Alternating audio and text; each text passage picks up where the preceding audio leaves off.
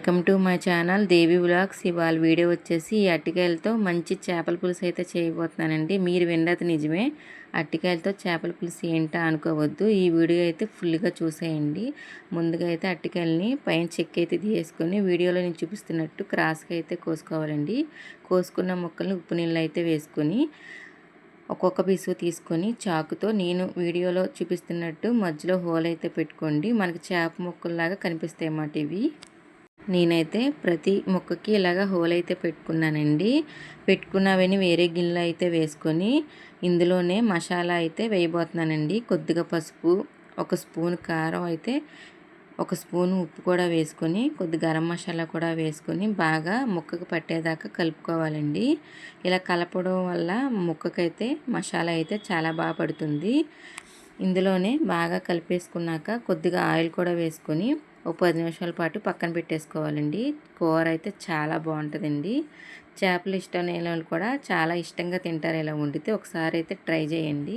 నేనైతే ముక్కలు కలుపుకొని పక్కన పెట్టేశాను కదండి, అరగంట అయింది. ఇంకా డీప్ ఫ్రైకని ఆయిల్ అయితే వేసి ముక్కలను అయితే వేయించుకుంటున్నానండి. నేనైతే అన్నీ ఒకేసారి వేయట్లేదండి, ఆయిల్కి సరిపడా ముక్కలను అయితే వేసుకున్నాను.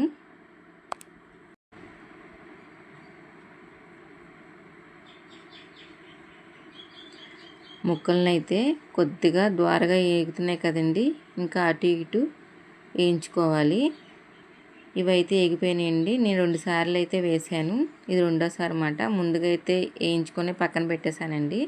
ఇప్పుడైతే ఒక మిక్సీ జార్లో 4 పచ్చిమిరకాయలు, 2 ఉల్లిపాయలు, చిన్న అల్లం ముక్క, ధనియాలు, జీలకర్ర వేసి మిక్సీ అయితే పట్టుకోవాలండి. ఆల్రెడీ వేయించిన ఆయిల్లో కొద్ది కరివేపాకు కూడా వేసుకొని మిక్సీ పట్టిన ఆ ఉల్లిపాయల పేస్ట్ని అయితే ఆ ఆయిల్లో అయితే వేసి దోరగా వేయించుకున్నాక కొద్దిగా పసుపు, కొద్దిగా కారం, కొద్దిగా సాల్ట్ వేసి అవి కూడా వేయించుకోవాలండి. వేయించుకున్న తర్వాత పులుసు సరిపడా చింతపండు నానబెట్టుకున్నాను కదండి, ఆ నానబెట్టుకున్న పులుసు అయితే అందులో పిండేసుకోవాలి. మనకి ఎంత కావాలో అంత అయితే పిండుకోవాలండి.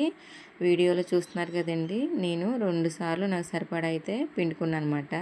ఈ కూర చిక్కగా ఉంటేనే బాగుంటుందండి, అందుకని నేను చిక్కగా అయితే పిండాను.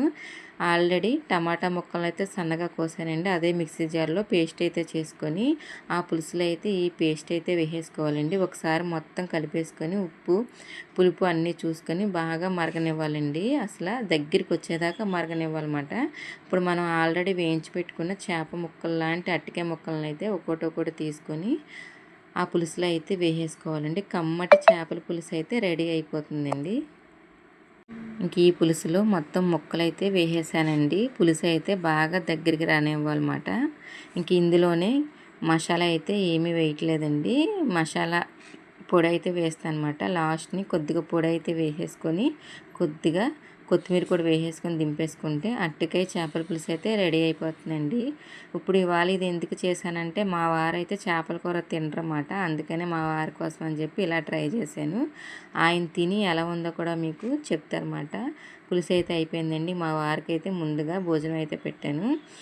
ఒకసారి అయితే ఇలా ట్రై చేయండి. ఇదిగోండి, ఒకసారి టేస్ట్ చూసి ఎలా ఉందో కూడా మీరంటే చెప్పండి అని అడిగితే మా వారు ముక్క తీసుకొని ముక్క ఎలా ఉడికిందో లేదో కూడా చూసి టేస్ట్ అయితే చాలా బాగున్నారు. ఈ వీడియో మీకు నచ్చితే కనుక లైక్, షేర్ అండ్ సబ్స్క్రైబ్.